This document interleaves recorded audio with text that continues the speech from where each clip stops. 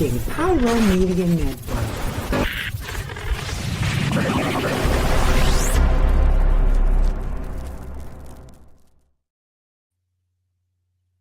I don't have words, y'all. I don't have words. Actually, I do.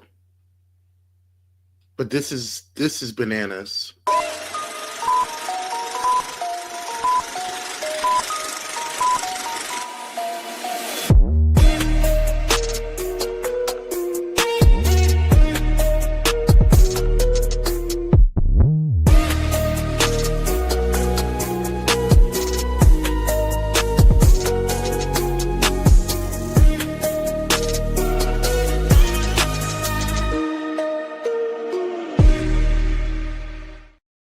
So after constantly being told that this is not a negotiation tactic on one hand, and then on the other side that Trump knows what he's doing, and on the other hand that this is all a part of the art of the deal, we are now back after a weekend of like reeling reports of the stock market crashing and plummeting, and a large percentage of the U.S.'s wealth has been diminished. People's 401ks have been diminished up to 30%, which is ridiculous. These are people who have worked their entire lives to have a comfort of living towards the end of their life.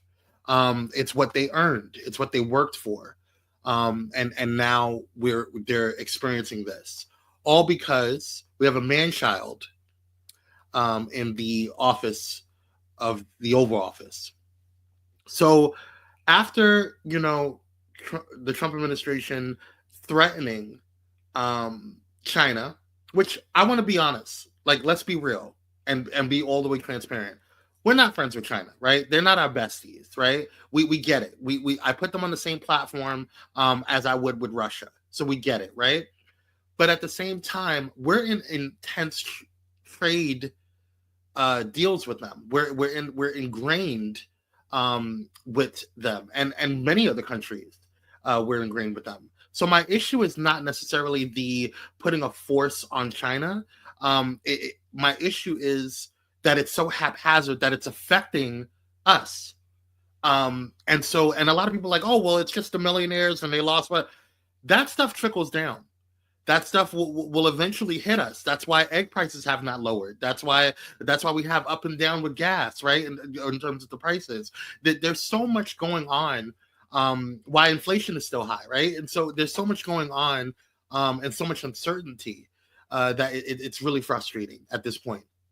But this past weekend, Trump, the administration had stated that if China does not rescind their retaliatory tariffs, because it's all about tariffs, that the United States would implement an 104% or 100.4% tariff increase. That's crazy. That's insane. And we're talking about the other largest economy in the world, right? And so, like, that's wild. So this is not just affecting us as the United States, which should be central and prime. Our interests should be at the forefront of this administration, but it's also affecting the global economy as well. So take a look at what just was issued today and what's breaking today as far as the tariffs are concerned, and what's been going on, and the pressure and the insurmountable pressure that's been put on this current administration. Take a look. Now, we are just going to briefly return to our main story here tonight, tariffs and the global turmoil that we've been telling you about, because just literally in the last couple of minutes, we're hearing that President Trump has announced that there will be a 90-day pause on reciprocal tariffs for all countries except China. He's saying, let's find out more from Simon Jack. What do we know, Simon? It looks like the US has blinked, because in the last few minutes, I'm just looking at the markets now, they've rocketed up, the US stock market up 6% on that news that they will pause for 90 days for countries that have not retaliated. He is putting the tariffs up on China. But for countries like the UK, which have not retaliated, there will be a 90-day pause. And as I say, the markets are taking a huge sigh of relief from that. They think there's time in that time to do some deals, so that it won't be so punitive. But just a real example of just how turbulent this is, that literally since we've been on air, a massive U-turn from the government, from the US government. But as I say, only on those countries that haven't retaliated. That, by the way, includes the UK. What is going on? What is this? And of course, you know, their pundits and their loudspeakers are going to sit there and spin it. That's what almost every politician does. Let's be real, right? The point is to spin in the favor of your party. We get it. But this is wild. It doesn't seem like there's any type of strategy. And I'm not an economist, and I'm definitely not a financial advisor, but I do understand basic principles of forecasting for as an entrepreneur, and basic principles of understanding of why you need to look at certain spaces like the markets and different things of that nature. Like, of course, everyday Joe would not, you know, want to get into the weeds and the things of it all. I get that. But if you run a business, if you just have any type of investment, you want to know and have some type of understanding of how some of these markets work, at least a basic principle and fundamentals of it all. And so it doesn't make sense to me why the moves that are being made are being made. And when we ask these questions to the administration, there seems to be darts, like we're darting left and right. One day, are you guys talking to each other? Because your press secretary is saying one thing, and then you come out and say, you know, in Air Force one thing, then your finance guy is saying one thing, and then you say something totally different. So it's like I don't get it. Nobody understands what's happening. What is the messaging? Because y'all were so adamant about the messaging behind the Democrats and making sure that the messaging was out there, which, to be fair, yes, there was some messaging issues that didn't resonate with America, you know, in this last election.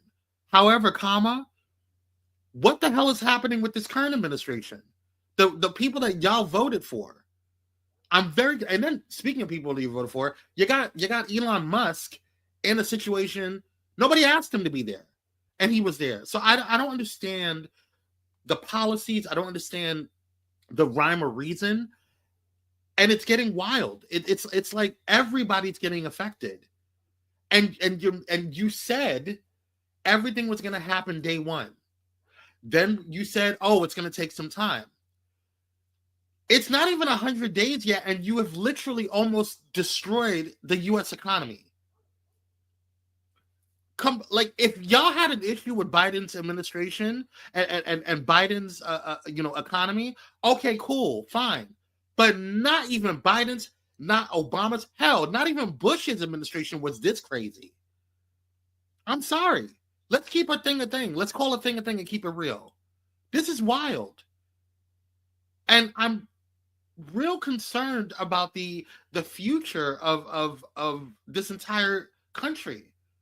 And nobody seems to like be sounding the alarm. And when the alarms are sound, it doesn't seem like anybody's listening. Because everybody is in a situation where each group is looking for their own agenda, and each group is looking for their own way of rising to the top. When there's an existential crisis to this country that's happening right now, nobody sees it. And I've said before, history may not always repeat itself, but it sure as hell rhymes. We got a problem, y'all. America, we're in danger.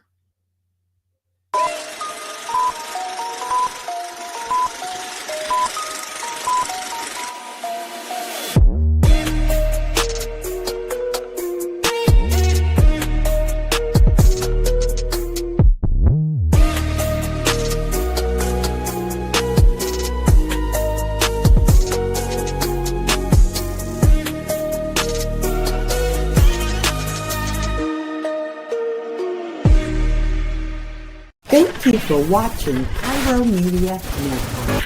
For more information, please visit pyromedianetwork.com.